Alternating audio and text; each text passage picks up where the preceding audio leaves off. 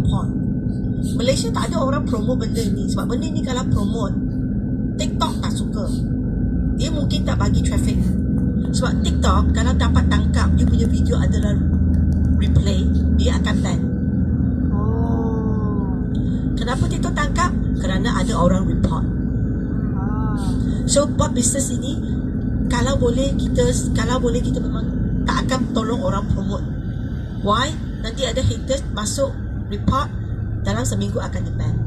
So this business replay kat China, saya pernah pergi tengok, masuk satu office 1,000 lebih square feet, macam satu shop block, ada dekat 50 video tengah run.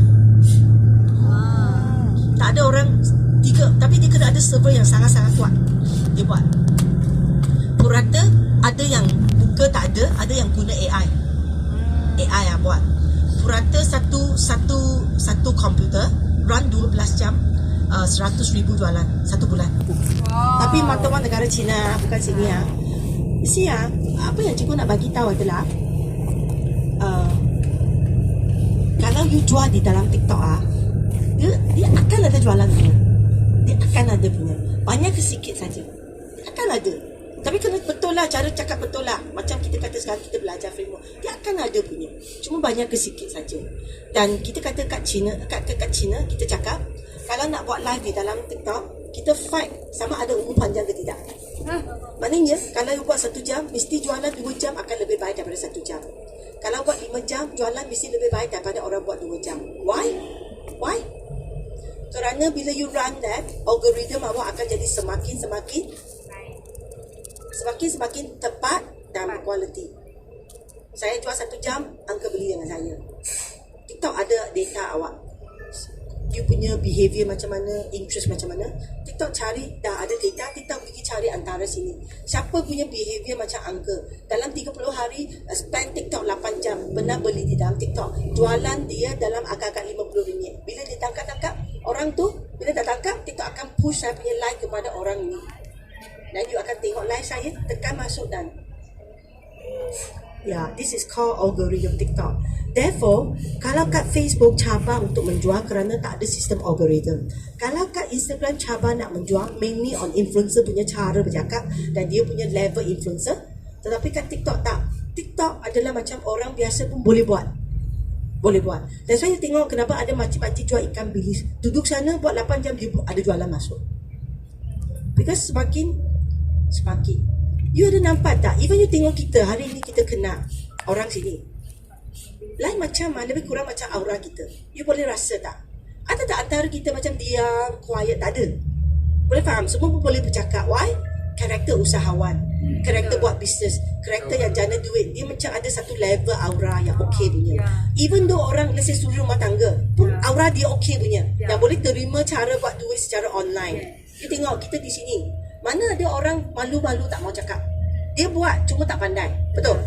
Kalau you pergi ke tempat lain, tak berani, tak yakin. Kenapa macam ni? Sebab TikTok bila saya cakap pasal jana duit, TikTok tangkap orang lebih kurang macam you all datang. Nampak tak? So algorithm akan serasi, even though next round cikgu bawa another batch, it's similar punya. Jarang kita dapat malu-malu. Sebab kalau malu yakin, dia tak akan ada di sini. Dia pun mungkin tak nampak cikgu di dalam TikTok. Sebab dia hanya cari baju, dia cari makanan, dia tengok hiburan. Faham tak? Jadi this is called algorithm. Now kita pilih masuk TikTok bukan kerana TikTok tiba-tiba ramai orang kita masuk. It's because so far so many platform, TikTok ini sajalah yang ada algorithm kiraan yang sangat-sangat tepat. Di mana Mas Saleh pun tak dapat salin. Kalau tidak, Google dah buat lama dah. Dia ada, Google ada, bukan tak ada. Tapi based on you punya search keywords, you tak tekan, dia tak keluar. Betul? Facebook mana ada? Facebook is social oriented. Like, saya kenal awak like saya, you punya kawan mungkin nampak saya, kawan-kawan nampak saya. Tapi kawan, kenal saja, tak kongsi minat yang sama, interest yang sama. Jadi, TikTok is interest-based platform. Interest-based, interest-oriented. Kalau you boleh tap in TikTok, bukan kata kita pandai pilih platform. Kita cuma pandai pilih platform yang ada kiraan algoritma. benda ini you kena keep on faham. Baru dia boleh explain. Satu hari kalau you rasa macam tak nak buat, baru boleh explain. Sekarang you ada satu sistem, boleh bawa orang yang dekat, yang mau barang awak datang kepada awak. Why don't you use the system untuk buat duit? Betul. So it's very. Saya tengok bro Jai punya. I tengok sekejap, nanti ada orang jual berabuk datang. It's algorithm lah. Kalau you beli telekung hari ni, esok you akan nampak live orang buat telekung betul. Ya, dia bukan saja tangkap awak on video, tetapi live juga dia push. Sangat-sangat dahsyat. Jadi kadang-kadang macam ni, ada orang macam nak pilih ini kan, cerewet sangat nak pilih sampai tak buat kan. I just want to give you advice.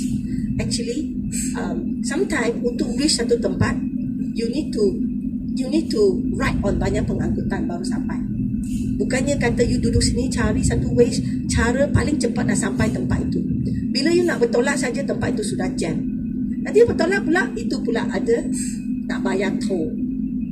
Boleh faham? Jadi, habis buat, you akan nampak di mana awak jatuh. Dari jatuh tu you adjust, you learn, dan you continue. Dia tak akan terus sampai punya, no way. You, in between you kena stop, bas kena rosak, kereta tak ada petrol, ada accident kat depan you kena jam sedikit, lepas tu ada toll you tak nak, you kena pusing jalan lama dan sebagainya. It happens. Jadi tak ada benda perfect, kena fikir-fikir baru pergi buat. Tak ada punya. Just like what happened in your TikTok account. The reason you tak buat posting video, that is because you think too much. Dan kita bukan siapa-siapa pun. Bila kita buat live tak ada orang tengok, tak ada apa pun, tak ada orang tengok, kita kena buat lah. Don't overthink. Sebab dalam proses buat, baru kita nampak jalan, baru dia nampak jalan. Saya pun tak tahu apa saya buat sekarang kalau saya tak buat pada permulaan. So benda ni penting lah. Okay, alright, so jumpa nanti ya. Okay, thank you. Yes, silakan.